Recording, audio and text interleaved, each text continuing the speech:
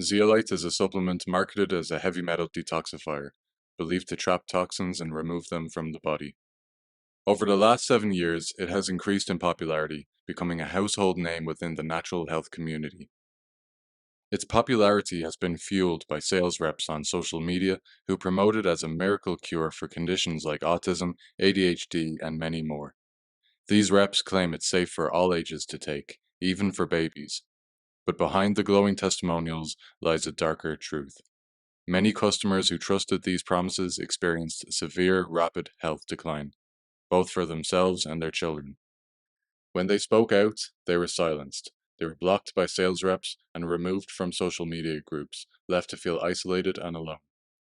One Instagram page, Nutrition Elements, became a platform for their voices and a safe haven for hundreds of people who had been harmed by zeolites and silenced and bullied by the sales reps. Today, I'm bringing some of those hidden stories to light. Many have refused to speak out for fear of ridicule, but a few brave individuals agreed to share their experience. These are their stories. This was 2017 at my wedding. Oh, yeah. Nice thick beard, and God, you don't miss it until it's gone. I tell you, mate. And then I lost the hair, and then I got it back, and that's me in 2019. Like, I wish I'd never taken zeolite. It's hard to put it into words how it makes me feel. And it's destroyed my hair, all of it. And this has been 5 years now. A lot of people don't know the side effects, the adverse reactions that can happen because it's being censored by the sales reps, the companies. Yeah, it is. It is. That's true. So I took zeolite in 2017, a kind of highly recommended powder. There's a guy called Dr. Klinghardt. He's this German doctor who's kind of big in the alternative. He recommends zeolite, the exact one I took. And I actually took it because we were about to go on holiday to all-inclusive hotel. And I was like, because I had a histamine problem. And I was like, Jesus, I really don't want to have to worry about that shit. As luck would have it, I saw an email. I was a newsletter subscriber too, and she said, "Oh, zeolite binds onto histamines in the gut." I had deliberately avoided it up until that point because I'd heard of a few dodgy things about it, and then I thought, "Okay, right, I'll just take it for the holiday." So I started taking it before we went. 2 days before we went, within a day, I felt like I was kind of tripping. I wasn't really present. But it was a nasty kind of trip. It wasn't like a mind bending and kind of, hallucinogenic and fun and what have you. It was just shit. So I thought, okay, well, that's the only thing it could be. That's the only thing I've done. And I was taking it as recommended, like a teaspoon before a meal. What I did is I halved that dose. So I went to half a teaspoon, and woke up the next day, and we were up super early to go to the airport. And actually, I felt okay. So I just forgot about it and kept taking it over that week. But about halfway through the holiday, first thing I noticed, I started getting these tiny little whiteheads on my skin, which I'd never had before. But I just didn't really think much of it. And then I had a shower, and my hair came out in my hand. And I was like, shit. I didn't say anything to my wife, girlfriend at the time. I just buried it. I like immediately buried it. I just couldn't fucking face it. As the day kind of went on, I ended up kind of turning bright red. It had nothing to do with the sun. I was having this massive immune kind of response. Got back to the UK, but my hair was still falling out. And then I got herpes from the waist up. In a day, it spread all over my body, all over my face, and was insanely painful. So I just had to kind of get through that. I went to the hospital and they weren't sure what it was. I saw a dermatologist the next day, kind of gave me some creams and stuff, but none of it worked. So then my hair, I lost all the hair on my head except this kind of map of the world on the back where it hadn't fallen out. I'd lost a bit of my eyebrows and stuff, but nothing too serious. So that was pretty bad, but that took a year to heal. This is kind of a bit weird. This is when I think the TRS was exploding. And somebody sent me this theory, a friend of mine, saying, "What's this stuff all about?" I've joined one of the groups, and it seems like it's too good to be true. kind of amazing, you know. And I joined this group, and to be honest, I was sucked into it again. I tried the TRS, and it actually coincided. Now, my hair was coming back anyway, but it seemed to me like it accelerated the healing. So within 6 months, all my hair was back, and I'd been taking TRS for 6 months. I had all my hair back in 2019, except I had 2 patches here. And I thought to myself, because I was thinking, "Oh, TRS is brilliant," you know, and then my hair started coming out, and this time it just didn't stop. Within 6 months, all of my hair was gone. My eyebrows, my eyelashes, everything. So since then, I've kind of been just trying to remedy it. Obviously, you can probably tell it hasn't worked. I mean, I when I go on a very, very, very, very strict exclusion diet and don't compromise at all, it does start to come back. But if I make a single step, a misstep, it goes again.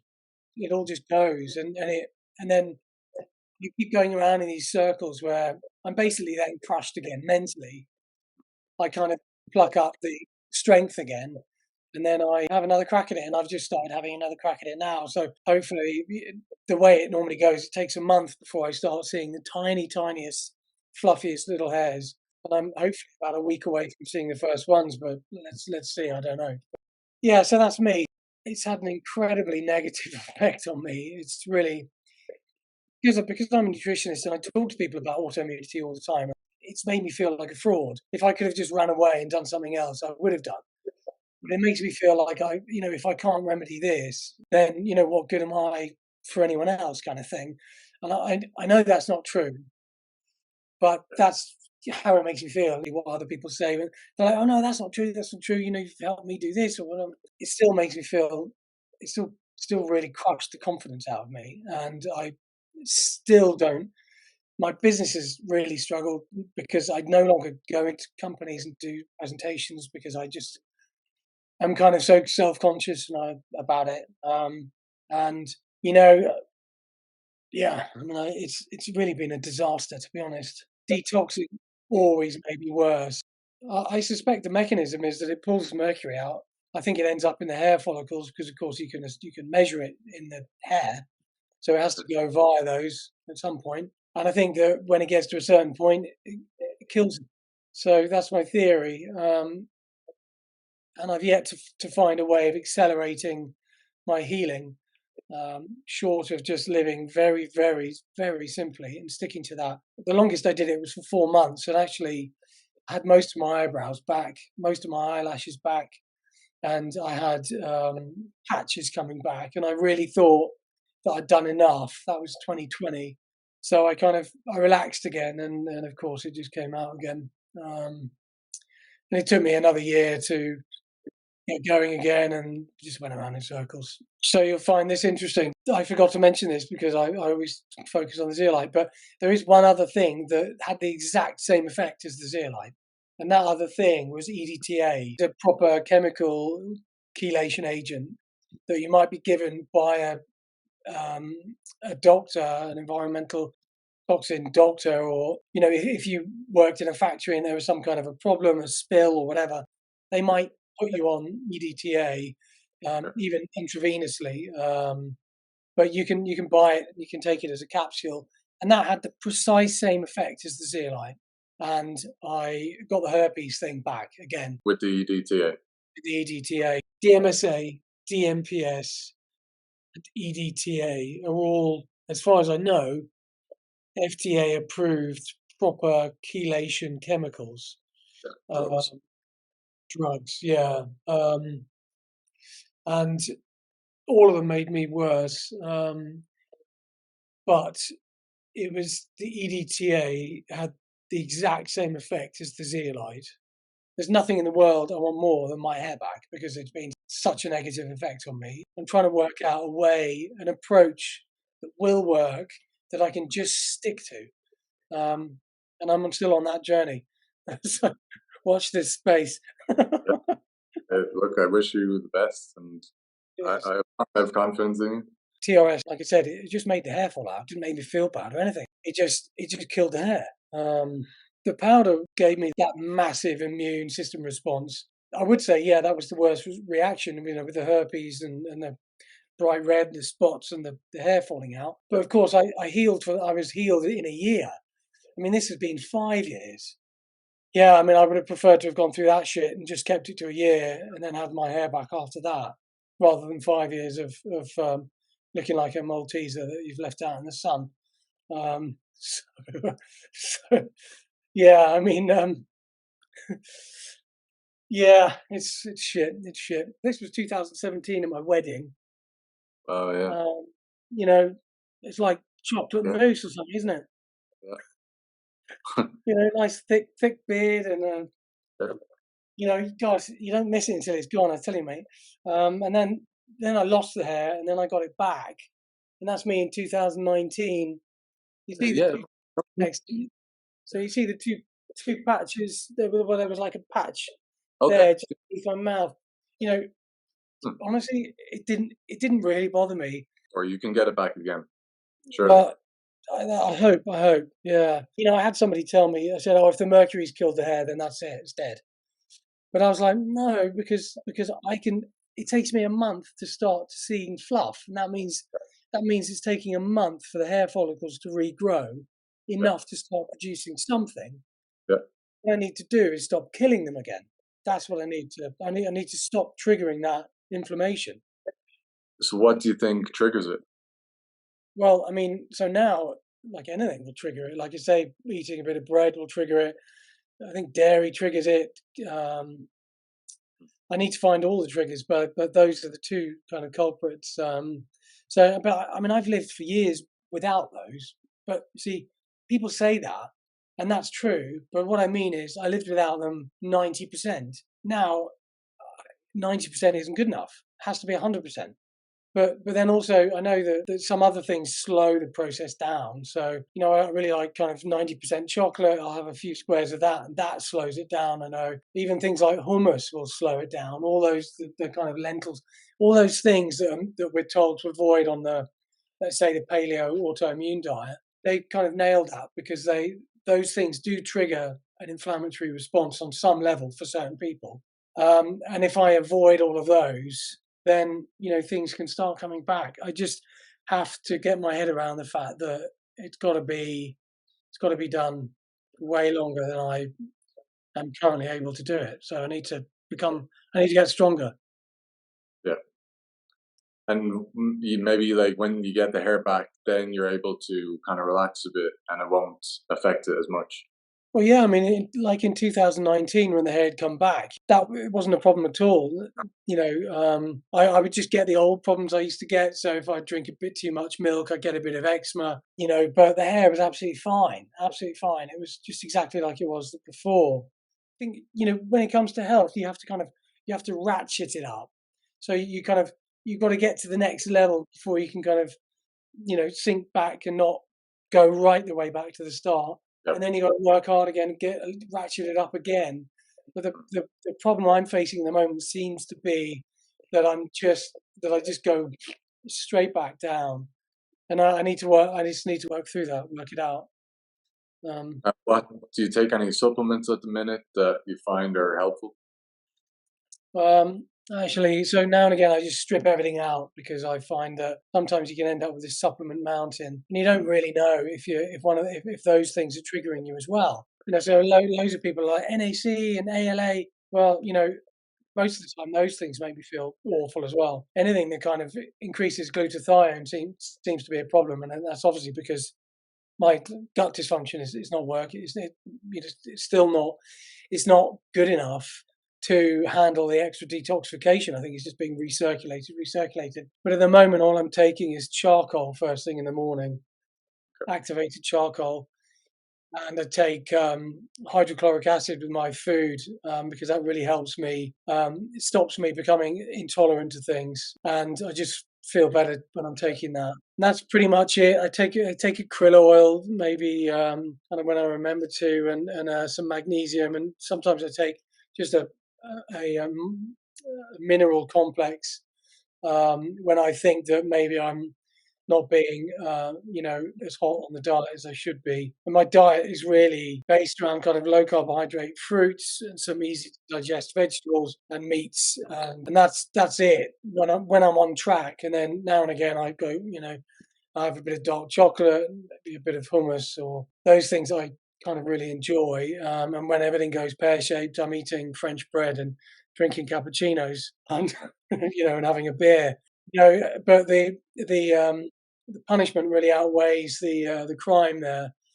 But it's just the way it is at the moment. I just have to accept that. Either I need to say, look, keep working hard to get your hair back, or you just say, okay, fuck it, I'll just eat what I want and not get my hair back. Uh, but to be honest with you, I'm much happier thinking that I don't want to give in. Basically, Yeah. I'm so I've been going around in these circles because I've been kind of working hard at it, getting a bit back, and then messing it up, and then it crushes me mentally, and then I go around again, and this is what I've been doing for 5 years. When it Yeah, comes to heavy metal detoxing is a very serious thing. it is. It is. So that's the hard way. Yeah, Yeah. And it's a very serious zeolite's a very powerful substance. yeah, And to just be saying that it's safe for everybody, it's safe for yeah, children, for babies, it's yeah. crazy. It is. It is. The other thing. So when I joined the TRS group on Facebook, it was like the biggest one. Yeah. And then actually, when I finished the first course, I left the group. And then once you've left those groups, whether you leave it on good or bad terms, you cannot find them again. Like Really, it literally does not appear in your Facebook thing. really. So like I just left like voluntarily. I wasn't kicked out of it. I Yeah. left it. I went to find it on Facebook and I was putting TRS. I found loads of other groups, but it wasn't the one because the one I was looking for was the biggest one. And my wife was a member, and I said to her, "What's the name of that group?" So I got it exactly right. You still can't find it. It's like invisible because people they're obviously protecting themselves from people that leave and No have way. negative thoughts Oh my about god. it. Wow. So so then I joined another one which wasn't as big, but I still joined another one. I said on that one, my hair's coming out and it can only be this. And then I was then kicked out of that. Or it just vanished to me. I didn't get any notification. It was just I was just no longer in it and I could no longer see it. So they definitely um, take out all the negative comments or any negative comments and just immediately ditch that person, which is not scientific. It's not. Where's the balance? Where's the antithesis? If you want to know if something is good, you have to stress test it, and that means you have to look at the good and the bad. Otherwise it means nothing without stress testing it. Okay, what's good about it, what's bad about it, and then you find out what's in the middle. Yeah. Um, so yeah, I mean that's what they're doing. So it is a bit of a kind of con in that respect. But it's a bit like Russian roulette. You maybe it'll help, maybe it won't. Maybe it'll really screw you up. I was tripped up because I wasn't taking zeolite for its chelation abilities. I was taking it because of the histamine binding qualities. And so I was not being careful about the chelation process because even though it was stupid, and I agree that I overlooked that. I mean, yeah, there needs to be way, way, way more research on chelation because it has incredible potential in this world of pollution everywhere, and also hand in hand with the world of mineral deficiency because there's less minerals in the soil and less in our food because we're blasting the shit out of our soil with agricultural chemicals. Plus people eat fewer of those things anyway. 90% of people in the UK aren't taking in enough potassium. Um, and when they do eat kind of fruits and veg and what have you, they're not getting enough from them because they're devoid of them because they're crap, they're hollow. They might look good, but they're bullshit. And they're getting worse. The problem is enormous. It's not just about metal toxicity and pollution. It's about mineral deficiency, shit farming practices, and poor lifestyle practices. People eating lots of junk foods where they're not even getting nutrients anyway. No wonder chronic disease is going up. the problem is, of course, is that chelation therapy is not well researched. You get, this kind of peripheral um, medical side to medicine, this environmental toxicity or whatever. If you look for kind of environmental toxicity doctors, they're kind of few and far between. They get no NIH grants. They get almost no funding at all. Most doctors think of them as quacks, working on toxicity, crazy. You know, there's no grey area. You go to a doctor and you talk about being, I remember I sat and said, look, here are these diagnostic tests. I've got mercury toxicity, and also there was aluminium and lead as well. And the doctor was like, I mean, I don't know what to do about that. I guess you'd have to see some environmental toxin specialist, but I can't help you with that. I've no idea about it. And, so that's why people are forced to kind of go off and do these things. Yeah. They're forced to do the research, and then they get sucked into these groups, and all they read is positive reviews day after day. Post after post, day after day, positive. This miracle happened, that miracle happened. And then eventually they're like, okay, I'll try it, and then they're spinning the chamber on their revolver, and they're putting it to their head and seeing what's going to happen. And the is what minerals do inside cells chelation, because the cell preferentially uses metals, zinc or calcium or whatever, inside cells. But if there's a deficiency, a mineral deficiency, let's say because somebody's chronically ill, or they're just not eating enough, or a bit of both, then the cell is much more likely to take in a heavy metal like mercury. So if you then take something like fulvic acid, the ionic minerals in shilajit, if you then start taking those, and then the cell kind of kicks out those heavy metals and starts using the proper minerals again, is that dangerous? Is that a chelation therapy? Because surely those heavy metals going from the cell into eventually the blood. But I think the difference is that one of those things is happening slowly, by the minerals are very, very gradually replacing those metals in a way that the body is able to kind of deal with, versus chelation, which is an aggressive therapy that yanks these things out of the cells, whether there's a mineral to replace them or not. And that causes cell damage, oxidative stress, and inflammation. Plus, you get this acute toxicity problem, which then causes all of those things again elsewhere. I think that's a big issue. The replacement, like you have to, if you're going to take it out, you have to replace it. Absolutely, yeah, absolutely. I mean, what really needs to happen is people need to take the essentially what is a pollution problem, and we need to start seeing how can doctors do this. I would be much happier as a nutritionist just handing that shit over to people that are much cleverer than me, that are able to do it safely, because I hear the doctors aren't really doing it very safely anyway. They do kind of vast doses of intravenous glutathione, and, and people have died having that therapy. I think it's just boils down to people going too fast, because the Andy Cutler group on Facebook, this process takes years, and you have to start at levels that, almost kind of homeopathic type levels. But to be fair, that is the only group that I'm in where people are actually getting better. They seem to actually be getting there on top of these problems, and their food allergies and their autoimmunity and all these different things are going, but it is taking them years. And that I think is basically the difference. They they go slowly, they go steady, um, and they support it with loads of kind of minerals and vitamins and what have you.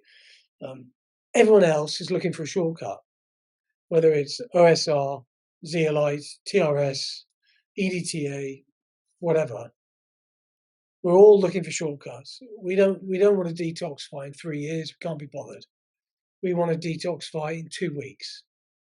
But the problem with that is it's fucking dangerous. Because you're not getting the mineral replacements. Exactly, it's just way too fast. You're not getting the mineral replacements. You're pulling these things out. You're damaging the cells. You're creating this oxidative stress. In whatever cell that you've just yanked this out of. Plus, it's becoming systemic because it's all being dumped in the blood, and your immune system is just going nuts. So something like what happened to me will happen. You go bright red, you get herpes all over your body, and all your hair falls out, and you go deaf. It's pretty freaking serious. Yeah. What do you want to happen? What's your ideal scenario that comes from this? Well, I mean, I just want people to other people not to be hurt. It's just that simple.